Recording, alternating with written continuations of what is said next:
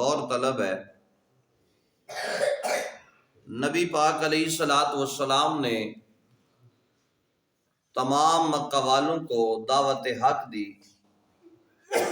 چاہیے تو یہ تھا کہ اس دعوت کو وہ لوگ فی الفور قبول کرتے اور دائرہ اسلام میں داخل ہو جاتے، لیکن انہوں نے دعوت حق قبول کرنے سے انکار کر دیا، اور ان کے لیے جو پیغمبر ہدایت لے کر مخلصانہ کوشش کرتے تھے، انہوں نے الٹا ان کا مذاق اڑانا شروع کر دیا۔ وہ کہتے کہ آپ خواہ مخواہ اپنے آپ کو ہلکان نہ کریں اور ہماری مزید سمع خراشی سے باز آ جائیں۔ اگر خدا نے کسی کو رسول بنا کر بھیجنا ہوتا تو وہ کسی نوری فرشتہ کو ہماری رہنمائی کے لیے بھیجتا۔ آپ جو ہماری طرح محض انسان ہیں اور ہماری طرح کھاتے پیتے ہیں، آپ کو ہم رسول ماننے کے لیے ہرگز تیار نہیں۔ ہم ہرگز آپ کی رسالت کو نہیں مانیں گے۔ اہل باطل کی یہ حجت بازیاں ہیں جن سے وہ اہل حق کا دل دکھایا کرتے ہیں۔ کتب احادیث و تفسیر میں حضرت جابر بن عبداللہ رضی اللہ تعالی عنہ آپ سے مروی ہے کہ ایک روز ابو جہل اور چند دوسرے قریش کے سردار اکٹھے ہوئے۔ اسلام اور پیغمبر اسلام کے بارے میں گفتگو چھڑ گئی۔ کہنے لگے، اس شخص کی حقیقت ابھی تک ہم پر نہیں کھلی۔ اگر کوئی ایسا آدمی مل جائے جو سحر و کہانت کے فن میں ماہر ہونے کے ساتھ بہترین شاعر بھی ہو تو اسے ہم اس کے پاس بھیجیں تاکہ ان سے گفتگو کے بعد وہ ہمیں بتائے کہ یہ شاعر ہے، جادوگر ہے یا کاہن۔ تو ان سرداروں میں ایک عتبہ نامی بندہ بھی موجود تھا۔ وہ بولا، مجھ سے زیادہ ماہر اور کون ہوگا؟ چنانچہ طے پایا کہ عتبہ جائے اور ان سے گفتگو کرے اور پھر آ کر ان کے متعلق اپنے تاثرات بتائے کہ یہ کون ہے۔ عتبہ گیا اور ادھر ادھر کی باتیں کرنے کے بعد کہنے لگا، آپ خواہ مخواہ ہمارے آباء و اجداد کو گمراہ کہتے ہیں، ہمارے معبودوں کی بے حرمتی کرتے ہیں۔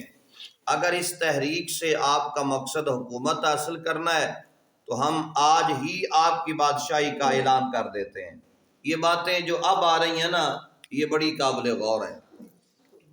وہ عتبہ کہنے لگا، یہ مکہ کا سردار تھا اور سرداروں کے اندر اس کا نام شمار تھا۔ یہ کہنے لگا کہ اگر آپ کو حکومت کی ضرورت ہے تو آپ بتائیں، ہم آج ہی آپ کی حکومت کا اعلان کر دیتے ہیں، آپ کے سر پر بادشاہت کا تاج سجا دیتے ہیں۔ نبی پاک علیہ الصلوۃ والسلام کو وہ یہ بات کہنے لگا، اور پھر دوسری بات اس نے کی کہ اگر کوئی رشتہ مطلوب ہے تو ہم ایک نہیں 10 دوشیزائیں جن کی طرف آپ اشارہ کریں گے ہم پیش کرنے کے لیے تیار ہیں۔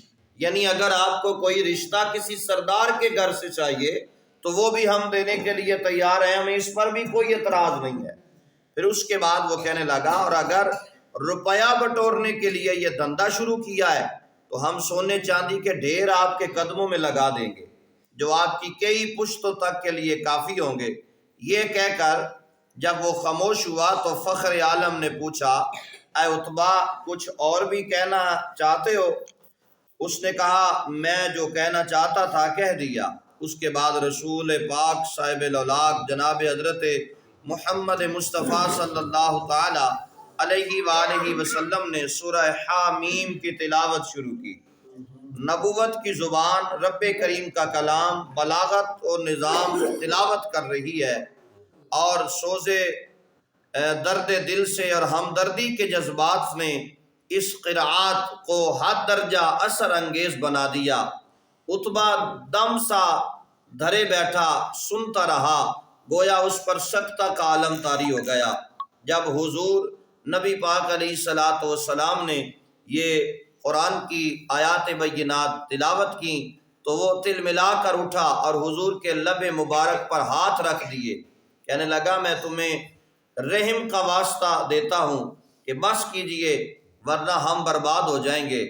وہاں سے اٹھا اور اس مجلس میں جانے کے بجائے جہاں قریش بڑی بے چینی سے اس کا انتظار کر رہے تھے وہ سیدھا گھر چلا گیا اور خانہ نشین ہو گیا۔ کچھ دیر انتظار کرنے کے بعد ابو جہل سب کو لے کر اس کے گھر پہنچا اور وہاں پہنچتے ہی اسے ڈانٹنا شروع کر دیا۔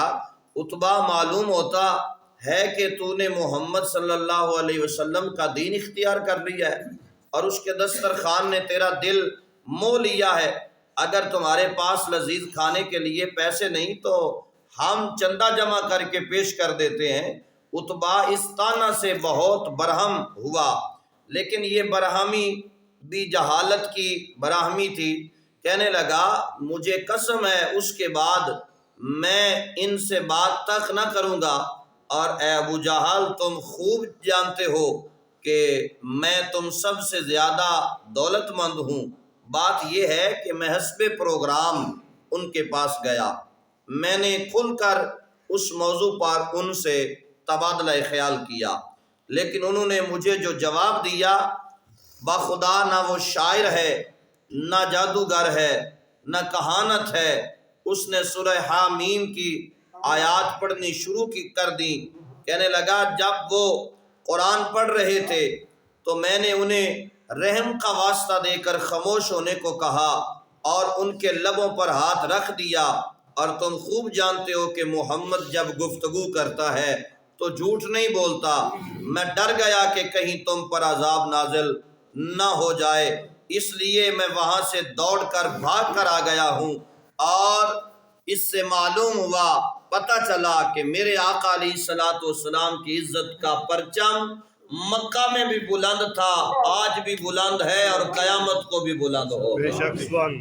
اور یہ میرے آقا علیہ الصلوۃ والسلام کا ہی خاصہ ہے، یہ عزت، یہ شان، یہ مقام نہ کسی اور کو ملا ہے، نہ قیامت تک کسی اور کو ملے گا۔ اللہ تبارک و تعالی اپنے پیارے محبوب علیہ الصلوۃ والسلام کے تصدق اور توسل سے ہم سب کی حاضری کو اپنی بارگاہ عالیہ میں قبول و منظور فرمائے، آمین بجاہ